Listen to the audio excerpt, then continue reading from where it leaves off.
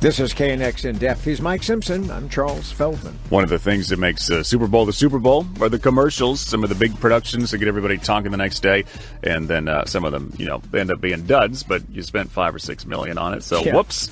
Yeah, no matter how they are received by the public, the airtime for the commercials is expensive. This year, NBC selling all of its spots already, with NBC saying some companies spending as much as $7 million for a 30-second spot. Now, that's a record. Tim Hanlon is founder and CEO of the Vertere Group, a strategic consulting firm for companies. Tim, thanks for being with us. No matter how you count it, $7 million for 30 seconds, it does sound like a lot. Is it worth it? Hey, guys, it's always a question every year around this time. It is sort of it's twofold. One is the sheer cost of literally just 30 seconds of airtime, right? Once it's gone, it's gone. And to put that number that you just quoted in perspective, right? $7 million this year that NBC is getting for the last few spots this week, last week sold. That's an increase from last year when CBS got about $5.5 million. So literally in the span of a year, that's gone up $1.5 million for a spot. Even that is hugely surprising. But to your question, right, is it worth it? Well, I mean, it's an age-old question. It's been going on for decades.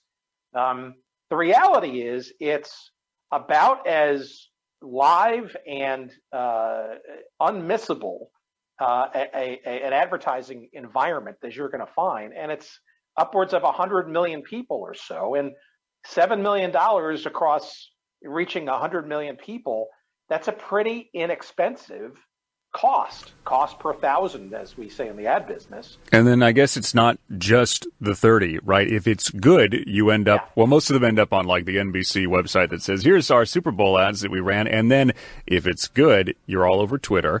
And then you can start posting it too from your media accounts. And then a whole bunch of news agencies are going to put together the slideshow that say, here's the best Super Bowl spots. And you're on every one of those pages. Yeah, and I think that's the dynamic over the last 10 plus years or so, is the social sort of reverberation. The reality, though, is that the $7 million figure, right, that's the media time, right? Oftentimes, marketers will also buy ancillary ads, maybe in, say, the playoffs a week ahead of time or 2 weeks ahead of time, or the Pro Bowl this coming weekend, kind of seed sort of the intrigue, if you will. Or to your point, release them online and stuff to get some buzz going. So the cost of just the ad in the Super Bowl itself is not the final cost, although there is that upside of potentially free, socially shared stuff afterwards in the conversation, if, to your question earlier, or to your point earlier, it's actually a decent ad, right? Because if it sinks or it's not good or not well received, you can make the argument it makes a bigger dent in one's desire. So let's talk. Actually, let's talk a little bit about that, about how ads might be perceived, because last year, and I guess even the year before, as I'm sure you'll recall, there was great concern about ads for these Super Bowl type events, that they strike the right tone and they not be tone deaf to the fact that we still are in really a pandemic. Is that still a concern about how these ads are presented? If they can be humorous, can they be too humorous? Do they need to take into account that a lot of people have still been going through lots of great suffering?